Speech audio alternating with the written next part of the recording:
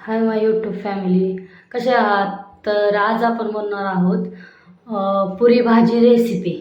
तर पुरी भाजी बनवण्यासाठी मी इथे आधीच बटाटा उकडून घेतलेला आहे. तर आता आपण पुरी भाजी बनवूया. तर आता इकडे तेल, जिरे, मोहरी टाकलेलं आहे व लसूणही टाकलेलं आहे व आता एक कांदा बारीक चिरलेला आपण यामध्ये मिक्स केलेला आहे. आणि हा कांदा असा लालसर असा परतून घ्यायचा आहे. मी प्रत्येक व्हिडिओमध्ये सांगते तसं. आणि हा कांदा लालसर असा भाजून झाल्यानंतर आपण त्यामध्ये पुढच्या वस्तू ॲड करणार आहोत. तर व्हिडिओ शेवटपर्यंत बघा. तर आपला कांदा हा असा लालसर होत आलेला आहे. अजून थोडासा भाजल्यानंतर आपण त्यात पुढील वस्तू टाकणार आहोत. तर आता यामध्ये आपला कांदा भाजल्यावर आपण टोमॅटो टाकणार आहोत. तुम्ही पाहू शकता, मी इथे एक बारीक चिरलेला टोमॅटो टाकलेला आहे आणि तेही सर्व मिश्रण असं एकजीव करून लाल असं परतून घ्यायचं आहे. अगदी असं व्हिडिओमध्ये दाखवलं आहे तसं नक्की असं लालसर परतून घ्यायचं आहे. व यामध्ये आता आपण हळद ॲड केलेली आहे व थोडासा गरम मसाला 1 चमचा व काळं तिखट 1 चमचा व लाल मिरची पावडर तुम्ही घरची किंवा अंबारीची वापरू शकता. अंबारीच्याने तरी जास्त येते आणि घरच्या मिरची पावडरने अशी एवढी तरी येत नाही. जर मिरची लाल असेल तर येते, तर तुमच्या अकॉर्डिंग टाका.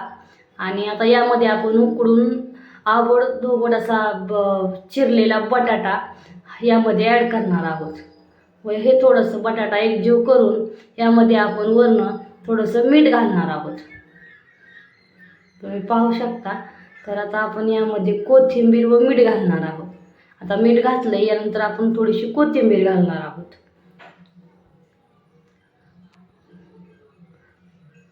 तर आता हे सर्व एकजीव करणार आहोत आपण. व यामध्ये आपल्याला आता पाणी ॲड करायचं आहे. तुम्ही कशी भाजी पातळ किंवा सरबरीत या हिशोबाने पाणी ॲड करायचं आहे. तर मी इथे माझ्या अकॉर्डिंग जशी मला भाजी पाहिजे त्या अकॉर्डिंग पाणी ॲड करत आहे. तुम्ही पाहू शकता, या प्रकारे मी भाजी बनवलेली आहे. तर इथून पुढे आपण आता पुरी बनवून घेणार आहोत. तर त्यासाठी मी पीठ मळलं होतं, कढईत तेल तापायला ठेवलेलं आहे. तर आता आपण एक पुरी तळून घेणार आहोत. तर तुम्ही पाहू शकता, आता आपण ही पुरी तेलात टाकलेली आहे व ही दोन्ही बाजूने लालसर तळून घ्यायची आहे.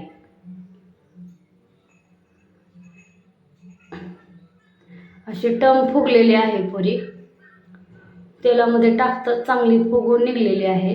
तुम्ही पाहू शकता. तर आपली पुरी दुसऱ्या साईडनेही आपण पलटून हे करून घेणार आहोत. तर आता झालेली आहे, आपण ते काढून घेऊया. व आता मी पुरी भाजी रेसिपीचं पूर्ण ताट तयार करत आहे. त्या ताटामध्ये मी आता श्रीखंड ठेवलेला आहे, कांदा ठेवलेला आहे, कोथिंबीर ठेवलेली आहे, परत पापड ठेवलेला आहे, पुरी भाजी ठेवलेली आहे आणि मी कोशिंबीर ही केली होती पण ती ठेवायची राहिली.